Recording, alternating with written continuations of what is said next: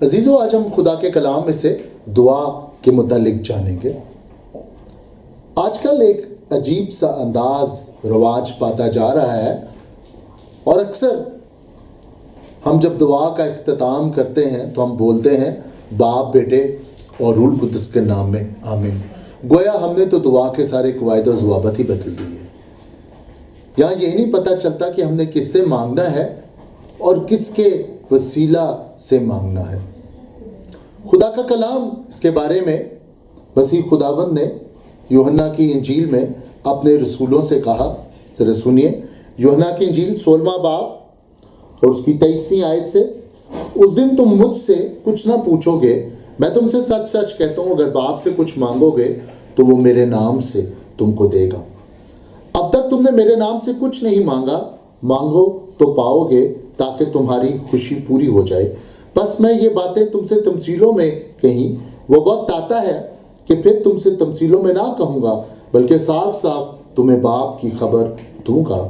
اس دن تم میرے نام سے مانگو گے، اور میں تم سے یہ نہیں کہتا کہ باپ سے تمہارے لیے درخواست کروں گا، اس لیے کہ باپ تو آپ ہی تم کو عزیز رکھتا ہے، کیونکہ تم نے مجھ کو عزیز رکھا ہے اور ایمان لائے ہو کہ میں باپ کی طرف سے نکلا ہوں۔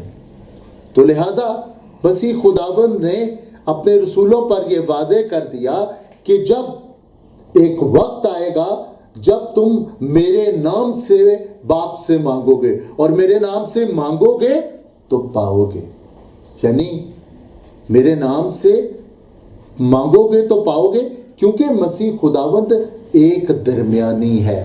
یعنی درمیانی کا مطلب کیا ہے؟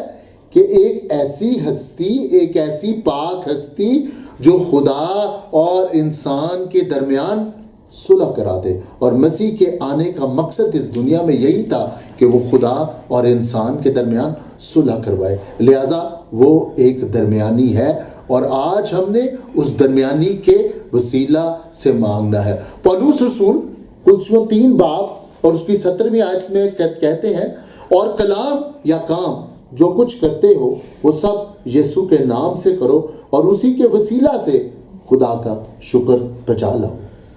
یعنی جو کچھ بھی کرتے ہو یسوع کے نام سے مانگو، یسوع کا واسطہ دے کر مانگو۔ عزیزو، عبرانیوں کی کتاب اس کے 9ویں باب اور اس کی 15ویں آیت میں واضح ہے کہ اس عہد کا، اس نئے عہد کا درمیانی جو ہے وہ مسیح خداوند ہے۔ بہتر عہد کے لیے بہتر درمیانی کا ہونا ضروری ہے۔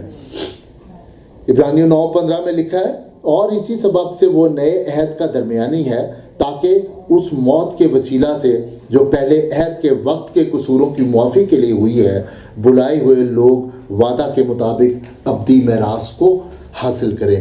ایک اور جگہ پر پہلا تیموتھیوس 2 باب اور اس کی 5ویں آیت میں واضح ہے، کیونکہ خدا ایک ہے اور خدا اور انسان کے بیچ درمیانی بھی ایک، یعنی مسیح یسوع۔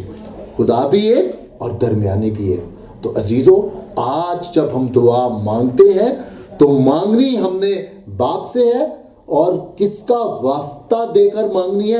جیسے یسوع نے کہا، یسوع کے نام کا واسطہ دینا ضروری ہے تاکہ وہ ہماری دعاؤں کو سنے۔